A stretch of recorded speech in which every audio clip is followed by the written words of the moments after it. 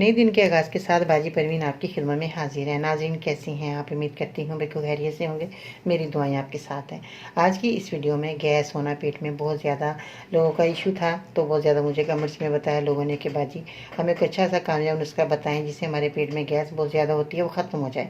तो आज मेरे कामयाब नुस्खे का आपने ज़रूर इस्तेमाल करना है, जिसमें आपने लेमन जूस का इस्तेमाल करना है। लेमन जूस आपने ताज़ा लेने हैं और इसका आपने रस निकालना है। बेकिंग सोडा भी आपने लेना है, या आपके घर के अंदर चीज़ें आपके मौजूद हैं, आप इनका इस्तेमाल कर सकते हैं बेफिक्र होकर। अब आपने कितनी मिकदार में चीज़ें लेनी है?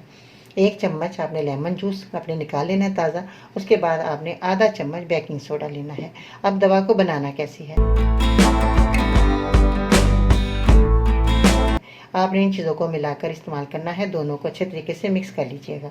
इसके बाद आपने इस दवा को इस्तेमाल करना किस तरह है कि आपने दोनों अज्जा को मिलाकर अच्छे से जब पिएंगे तो आधा गिलास पानी में इसको मिक्स करके इस्तेमाल करना है। आधा गिलास पानी आपका साफ़ सुथरा होना चाहिए।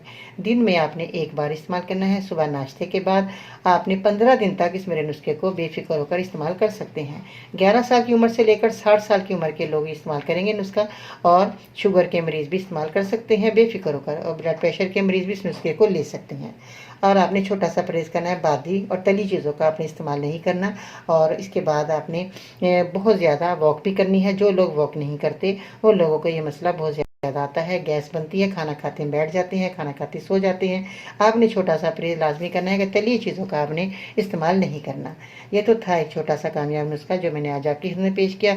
आई होप कि आपको मेरी वीडियो बहुत पसंद आई होगी। लाइक करें, शेयर करें, मेरे चैनल को सब्सक्राइब करना मत भूलिएगा, और बेल बटन आइकन को ज़रूर प्रेस कीजिएगा ताकि इस तरह के मुफीद कारगर नुस्खे आप तक बहुत जल्द पहुँचते रहे। इंशाअल्लाह ताला ज़िंदगी रही तो फिर मिलते हैं नई वीडियो में। तब तक के लिए अल्लाह ने